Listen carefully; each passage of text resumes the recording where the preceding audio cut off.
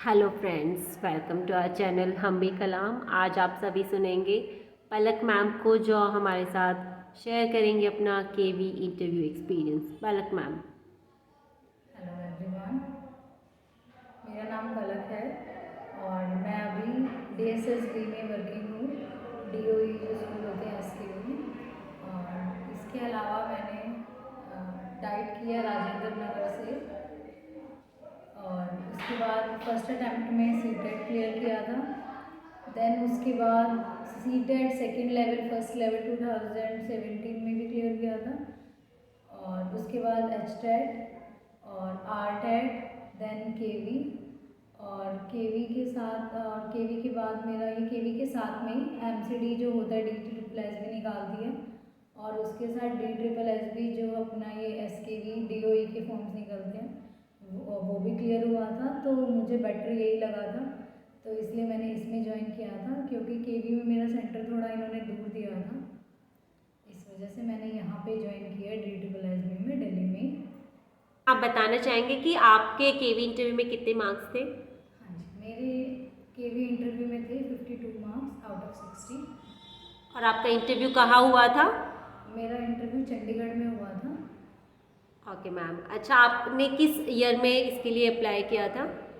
2018 में जो इंटरव्यू हुआ था तब 2018 में हुआ था ये इंटरव्यू मेरा। ओके मैम, तो फिर आप प्लीज़ स्टार्टिंग से बताइए कि कैसे आपने एंटर किया, उन्होंने क्या क्या क्वेश्चंस पूछे। ठीक है, स्टार्टिंग में सबसे पहले मैंने अपने आप को इंट्रोड्यूस किया। उन्होंने पहले जाते ही सबको गुड मॉर्निंग वगैरह विश करना है। आपको भी इस चीज़ का ध्यान रखना है कि आप सबसे आई कांटेक्ट जरूर बनाएंगे, क्योंकि वहाँ पे 4-5 लोग होते हैं, तो आप सबकी तरफ एक बार देख के स्माइल कर देना और गुड मॉर्निंग जो भी आप गुड आफ्टरनून विश कर सकते हैं। और जब वो आपको बैठने के लिए बोलेंगे तब आप वहाँ पे बैठ के उनको थैंक यू बोल सकते हो। और उसके बाद उन्होंने बोला इंट्रोड्यूस योरसेल्फ। उनके पास पहले से आपकी पूरी इन्फॉर्मेशन रहती है, लाइक पूरा आपका बायोडाटा पूरे पेपर्स रहते हैं। तो मैंने अपने आप को इंट्रोड्यूस किया। उसके बाद सबसे पहले उन्होंने मेरी क्वालिफ़िकेशन देखी, तो मेरे पास 12th में साइंस और मैथ्स था। तो उन्होंने सबसे पहले वहीं से उन्होंने क्वेश्चंस पिक किए कि आप ये बताइए साइंस से आपका बैकग्राउंड है। मैंने कहा हाँ जी। तो फिर उन्होंने साइंस से पहले मेरे से ये क्वेश्चन पूछा कि विटामिन डेफिशिएंसी, आपको पता है कि जो विटामिन होती है उनकी डेफिशिएंसी से कौन कौन सी डिसीजेज होती हैं, तो क्या आप बता सकती हैं? फिर मैंने बता दिया उन्हें, विटामिन ए वाला, बी, नाइट ब्लाइंडनेस और रिकेट्स वगैरह, वो सब मैंने उन्हें विटामिन के साथ साथ बता दिया। उसके बाद उन्होंने मुझे बोला कि विटामिन ए की जो नाइट ब्लाइंडनेस है उसके अलावा एक और नाम भी होता है उसका, क्या वो बता सकते हैं? तो वो मैं नहीं बता पाई थी, तो मैंने बोला सॉरी सर, नहीं मुझे अभी याद नहीं आ रहा है। तो वो उन्होंने खुद ही बता दिया था। तो आपको उस चीज़ से आपको कॉन्शियस नहीं होना है कि अगर आप एक आधा आंसर नहीं दे पाते हो, आप जो भी आंसर दे रहे हो उसे आपको कॉन्फिडेंटली देना है, बस इतना याद रखना है। अच्छा मैम, उस आपका इंटरव्यू जो था वो हिंदी में हुआ था या इंग्लिश में या बायलिंगुअल हुआ था? बाईलिंगुअल था मेरा, एक्चुअली चंडीगढ़ में इंटरव्यू था। तो लाइक ऐसा कुछ, लाइक उन्होंने ऐसा नहीं बोला था कि इंग्लिश में या हिंदी में बोलेंगे। जिस लैंग्वेज में मैं कंफर्टेबल थी मैंने उस लैंग्वेज में उनको आंसर किया था। अच्छा मैम, और आपने जो सीवी दिया था क्या उससे भी और क्वेश्चंस पूछे गए थे? हाँ, मेरे सीवी से सबसे पहले मेरे नाम से उन्होंने क्वेश्चन पूछा था। मेरा नाम पलक है, तो उन्होंने बोला कि आप पलक का मतलब क्या होता है, तो मैंने बता दिया। मैंने ऐसे एक्शन करके बताया था कि सर इसको पलक बोलते हैं।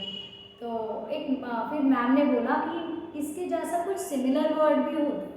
मैंने कहा हाँ जी, एक सिमिलर वर्ड होता है फलक। तो कहते हैं आप उसका, अच्छा उसका भी मीनिंग बता दीजिए। मैंने कहा हाँ, उसका मीनिंग आसमान होता है। तो इतना ये रहा था मेरे सीवी से। उसके बाद उन्होंने बोला कि आप, उसके बाद उन्होंने क्या किया था, एक ब्लैक बोर्ड पे कुछ क्वेश्चंस लिखे हुए थे मैथ्स के।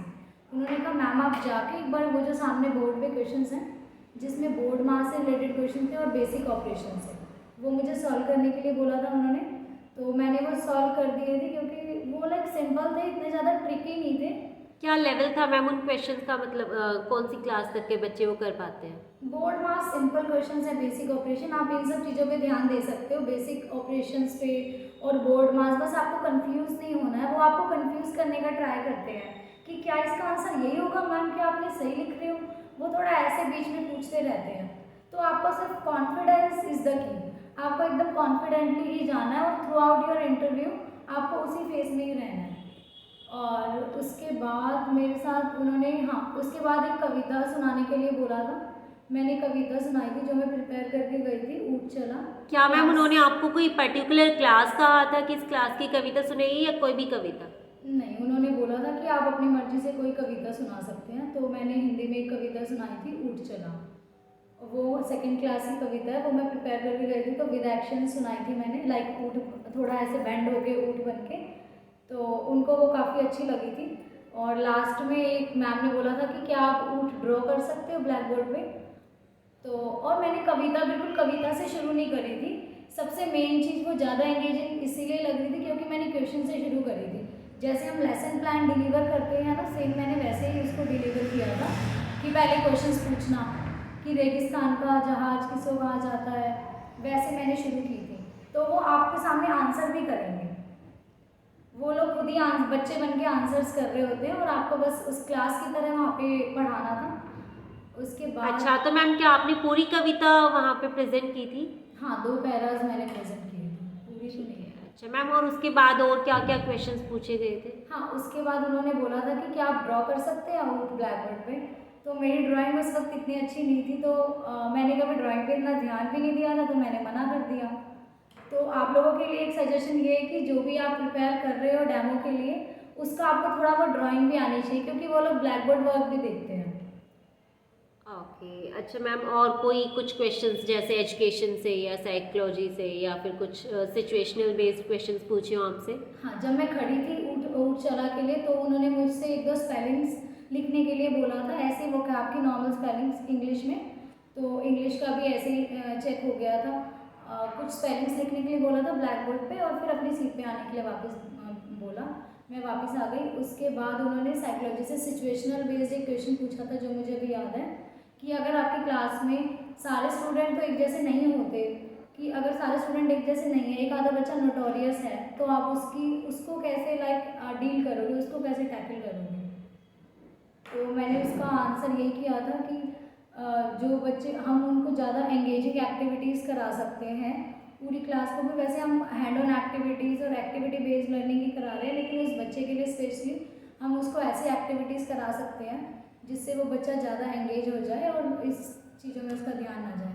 और क्लास इंटरेस्टिंग होती है तो बच्चा अपने आप क्लास की तरफ ही आता है।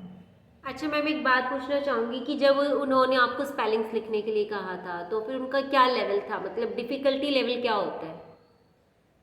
डिफ़िकल्टी लेवल जनरल लेवल होता है, जो आप आसपास स्पेलिंग सुनते हो बस वैसी ही स्पेलिंग्स थी। ऐसा कुछ बहुत ज़्यादा डिफ़िकल्ट स्पेलिंग्स नहीं थी।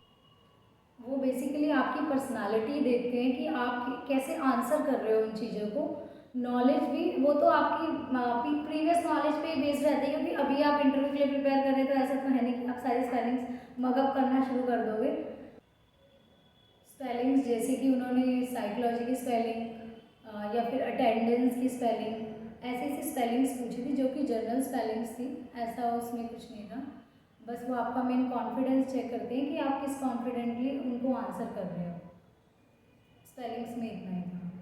ठीक है मैम, फिर उसके बाद भी कुछ क्वेश्चंस पूछे या फिर कितनी देर का रहा आपका इंटरव्यू? 15 मिनट्स अराउंड रहा होगा, 10 to 15 मिनट्स का। और एट लास्ट उन्होंने, मैं बैठी थी तो उन्होंने बोला कि आपको कुछ और प्रेजेंट करना है या कुछ और आप।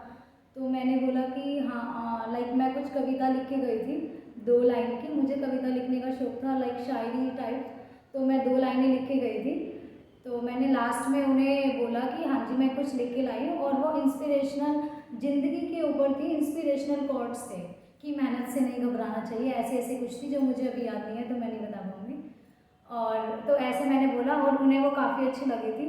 तो 2 लाइनें थी सिर्फ, उन्होंने बोला ठीक है, थैंक यू, और लास्ट में यही था। और बाकी जब मैं निकली थी तो मुझे उनके चेहरे काफ़ी हंसते हुए दिखे थे। तो लाइक आई वाज लाइक कि ठीक है, अच्छा इंटरव्यू हुआ है। अच्छा मैम, इंटरव्यू पैनल में कितने लोग थे? 5 लोग थे, जो जिसमें से एक तो कोई जवाब नहीं देता है आपको, जो सिर्फ ऑब्जर्व कर रहे होते हैं आपकी बॉडी लैंग्वेज, पर्सनालिटी।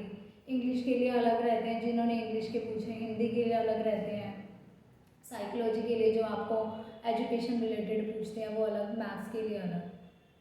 तो मैथ साइंस वाले कॉमन ही थे। उन्होंने ज़्यादा मेरे से उन्होंने इंटरेक्ट किया। जैसे उन्हें पता चला कि इसका साइंस बैकग्राउंड है तो वही सर बार बार मेरे से क्वेश्चंस पूछ रहे थे। तो बहुत सारा पार्ट तो मेरा उसी में ही चला गया था। जो वो विटामिन डेफिशिएंसी पूछ रहे थे, वो उसमें से इंटर रिलेटेड क्वेश्चंस पूछे जा रहे थे कि अच्छा ठीक है, ये बताओ फिर कौन से फ्रूट की खाने से, क्या खाने से हम इस डेफिशिएंसी को ओवरकम कर सकते हैं। तो मेरा काफ़ी सारा पार्ट उस डेफिशिएंसी और विटामिन्स में ही चला गया था इंटरव्यू का। Okay ma'am, thank you so much for sharing your experience. हम आपसे आगे भी ऐसे टिप्स लेते रहेंगे। Thank you.